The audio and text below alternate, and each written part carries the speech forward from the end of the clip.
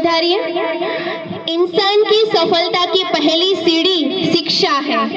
जब मंजिल करीब हो तो मेहनत जबरदस्त करना, जीत निश्चिंत है तुम्हारी, बस तुम अपनी पढ़ाई में व्यस्त रहना। जो बाळक भणेलो हसे तो ते आपણા દેશનો ઉત્તમ નાગરિક બની શકશે। તો શિક્ષણનું મહત્વ સમજાવતું એક નાટક લઈને આવી રહ્યા છે આપણી શાળાના વિદ્યાર્થીઓ મેહુલ, અકબર, જીત અને હેતાર્થ। સેવ એજ્યુકેશન। આપણે જો આવશું ને ચોક્કસ આવશું। મેં સાંભળ્યું છે કે આપણી સરકારી શાળામાં ને દફતર, પેન્સિલ, પાટી, નોટબુક મફત આપે છે અને ભેગી ભેગી શિષ્યવૃત્તિ પણ આપે છે। આપને તો 1 રૂપિયાનો ખર્ચ નહીં અને વર્ષના 2 જોડી કપડાં પણ મફત આપે છે। આ પેલા બાજુવાળા શારદા કાકી કહેતા હતા કે સરકારી શાળામાં બાલવાટિકાથી ધોરણ 2 સુધી પ્રજ્ઞા શિક્ષણ હાલે છે। હા, પ્રજ્ઞા શિક્ષણ વળી એટલે શું? પ્રજ્ઞા શિક્ષણ એટલે કે એમાં દફતર નહીં, નોટબુક નહીં, પેન્સિલ નહીં, બાળકોને રમતા રમતા ભણવાનું હોય। શાળામાં માસ્ટર શું કરશે? શાળામાં માસ્ટર બાળકોના મિત્ર બનશે। હા, મને બીજું પણ યાદ આવ્યું કે આપણા ફરિયાના લોકો કહેતા હતા કે સરકારી શાળામાં બાળકોને લઈ જવાનું લાવવાનું ભાડું નથી લેતા, તો આપણી શી ચિંતા? મેં સાંભળ્યું છે કે આપણો બાળક જ્યારે શાળામાં જાય ત્યારે એને ગરમ નાસ્તો મળે છે અને બપોર રિસેસમાં ગરમ ભોજન ખાવા મળે છે। તો અરે કેવું સરસ! આપણું સમૂહથી જાય ત્યાં જ તેને નાસ્તો મળી જાય છે અને બપોરનું ગરમ ગરમ પૌષ્ટિક ભોજન મળે છે। પણ નક્કી થઈ ગયું ને? હા, મને સમજ પડી ગઈ। હું તમારા સમૂહને સરકારી શાળામાં જ ભણાવીશ।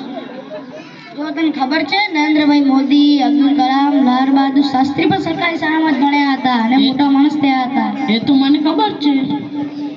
મમ્મી મને તો સ્કૂલે મૂકવા, મને તો હમણાં ને હમણાં ભણવું છે। હાલ 10 વાગે તને મૂકી આવું।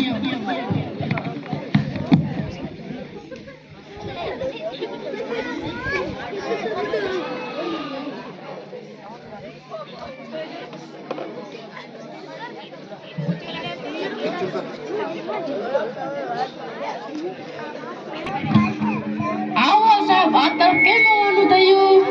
હા, જુઓ ને બેન, તમારો સમૂહ ઘણા સમયથી શાળાએ આવતો કેમ નથી? શું થયું? બીમાર છે? બીમાર તો નથી, પણ શું? તમને ખબર નહીં કે એના પિતાજી નથી રહ્યા? હા, મને ખબર છે, પણ એ વાતને તો ઘણો સમય થઈ ગયો। હવે તો સમૂહને શાળાએ મોકલવો જોઈએ ને? તમને ખબર તો છે આ મોંઘવારીમાં ઘર કેમ ચલાવું, એટલા માટે હું સમૂહને બાજુમાં ચાની દુકાન નોકરીમાં રાખ્યો છે। શું કહ્યું? ચાની દુકાને? સમૂહ તો હજુ ઘણો નાનો છે, બહુ જ નાનો। તે બાળ મજૂરી કરાઈ કહેવાય, એમાં તમને સજા પણ થઈ શકે છે। હા સાહેબ, મારું મન માનતું નથી, પણ જુઓ બેન, તમે મારી વાત સાંભળો। તમારો સમૂહ ભણવામાં હોશિયાર છે, એનું શિક્ષણ ન છોડાવો। આખી જિંદગી મજૂરી કરશે તો કેટલું કમાશે?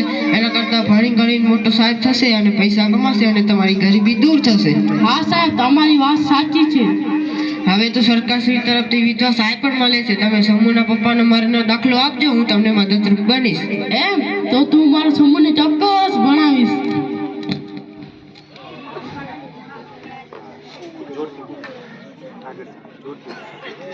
આ નાટક પરથી આપને એ શીખવા મળે છે કે આપણે આપણા બાળકને ફરજિયાત ભણાવવું જોઈએ। ભૂલથી પણ 14 વર્ષથી નાના બાળકને કામ કરાવી શકાય નહીં, તે બાળ મજૂરી કહેવાશે। એના માટે સજા પણ થઈ શકે છે। અને બીજું કે આપણે તેને અંગ્રેજી મોટી નિશાળમાં ભણાવવાનો મોહ રાખવો જોઈએ નહીં, તો ગુજરાતી સરકારી શાળામાં રહીને પણ સારું શિક્ષણ મેળવી શકશે।